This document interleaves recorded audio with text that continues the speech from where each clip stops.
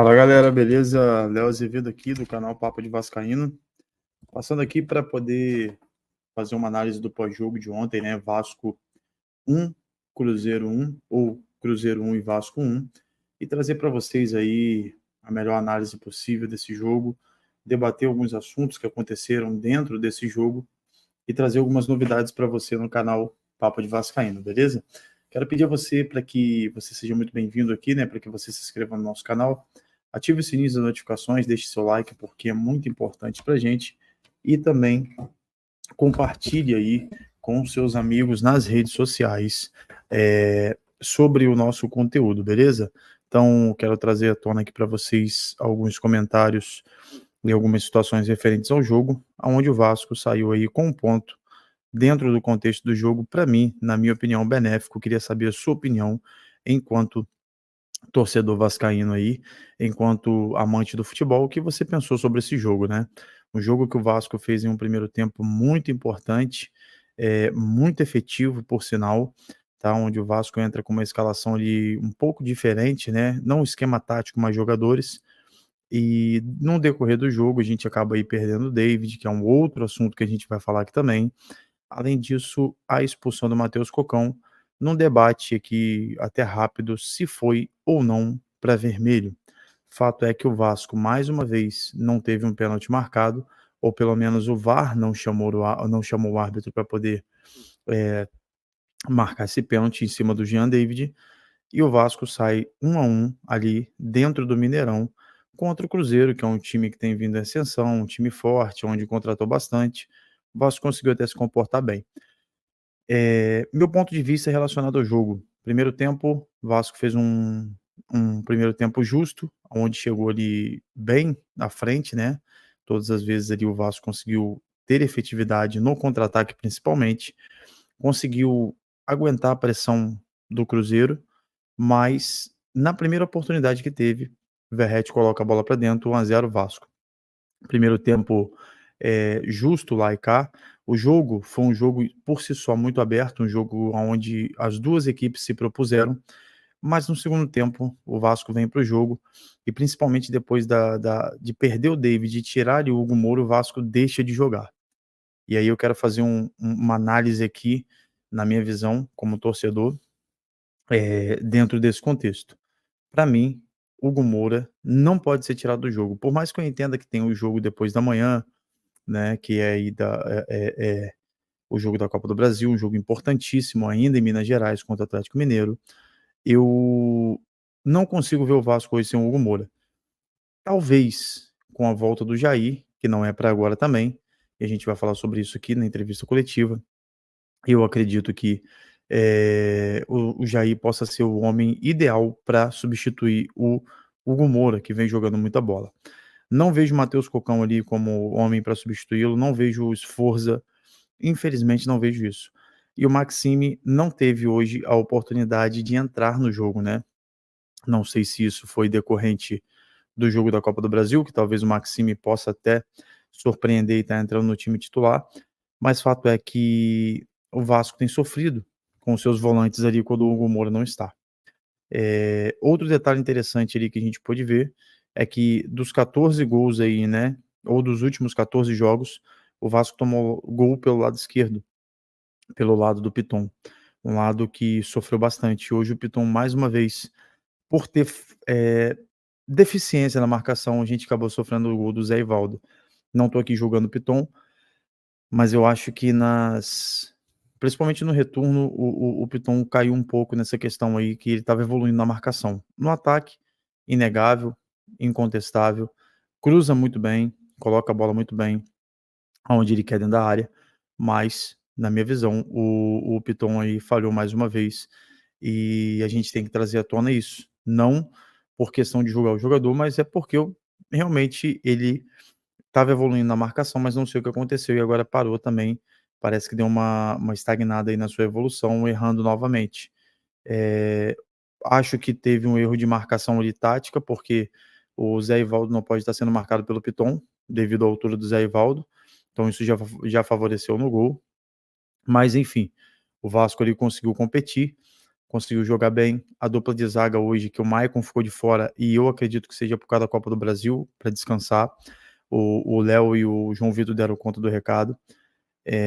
PH de novo jogando bem pela direita. A gente perde um cara importantíssimo, né? Pra, acredito eu que para os próximos jogos, que foi o David, que saiu com muita dor no joelho. Então, no vídeo de mais tarde, talvez a gente já tenha notícia aí dos exames de imagem do David, para que a gente traga para vocês aqui de forma efetiva o que aconteceu com ele. Espero que não seja nada demais.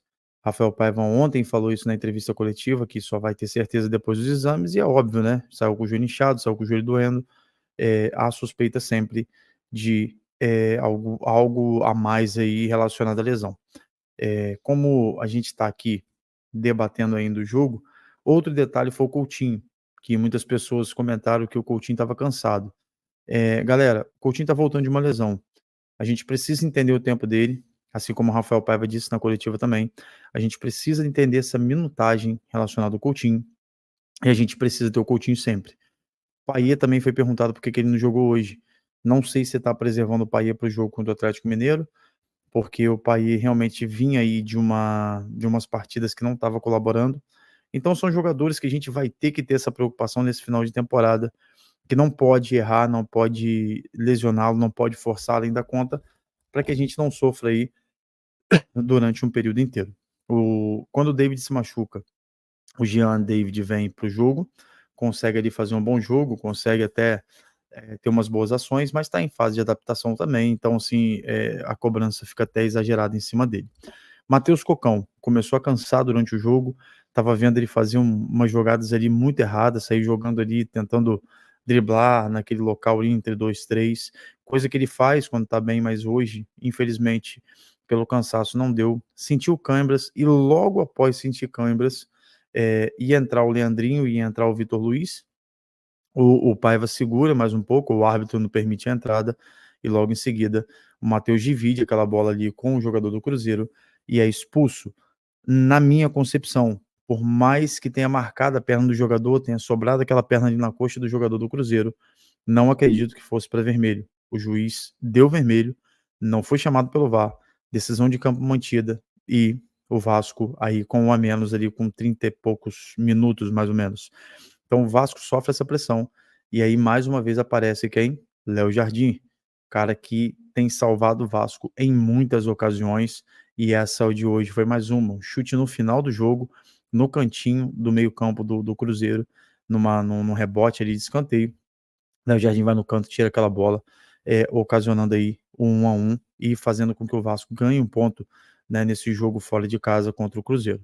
Próximo jogo do Campeonato Brasileiro, no próximo sábado, contra o Juventude, e no meio de semana a gente sabe aí que a chave tem que virar, a chave é a Copa do Brasil, o Vasco tem que ir para cima do Atlético Mineiro, não pode ficar recuado de maneira nenhuma, o Vasco tem que propor jogo, para a gente poder sair com resultado positivo aí do meio da semana, para quando o jogo da volta, nessa sacanagem que a CBF fez, seja cumprido, a gente possa estar dentro de São Januário para vencer o jogo contra o Atlético e se classificar às finais. Eu tenho muita convicção, eu sinceramente, que o Vasco vai chegar às finais da Copa do Brasil. O Vasco vai passar pelo Atlético, vai chegar à final da Copa do Brasil, e isso é um sentimento meu, tá? Uma análise minha vendo o Vasco jogar. O Vasco tem sido constante. Eu vi muita gente criticando o Rafael Paiva porque botou o Galdames, porque trouxe outros jogadores, porque as substituições não foram as ideais. Cara, ele tá visionando o meio de semana, e a gente tem que entender isso nesse momento. Ele tá visionando o jogo contra o Atlético Mineiro, e a gente tem que pensar nisso, tá? No mais, eu acho que o árbitro da partida, mais uma vez, permitiu um jogo muito agressivo de ambos os lados, e aqui vai só o meu erro nesse sentido, e o lance do Jean David, que ninguém falou nada. Um puxão do Zé Ivaldo dentro da área na camisa do jogador, por mais assintoso que seja, o jogador tenha se jogado ali de repente, mas ele calça em cima e puxa, calça embaixo e puxa a blusa do Jean David. E ninguém falou nada, ninguém citou nada, o VAR não foi chamado. Eu não tô aqui reclamando do jogo em si, você pode dar 50 pênaltis para um lado e 50 para o outro, desde que seja justo para os dois lados.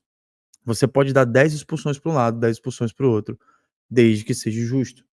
E o que eu reclamo aqui todas as vezes não é chorar, é você entender que não existe critério, que a própria arbitragem brasileira tem se perdido dia após dia, assim como a CBF está totalmente perdida, num cenário terrível, aonde cada vez mais a gente vê que o que fica de lado é a questão da preocupação com a arbitragem, a questão de preocupação com os times, a questão de preocupação de favorecimento a uns times e outros não.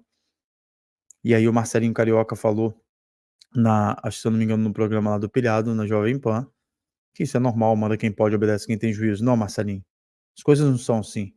Não pode ser quem são os maiores em títulos nesse primeiro momento que pode reclamar e os outros têm que ficar calados. Não.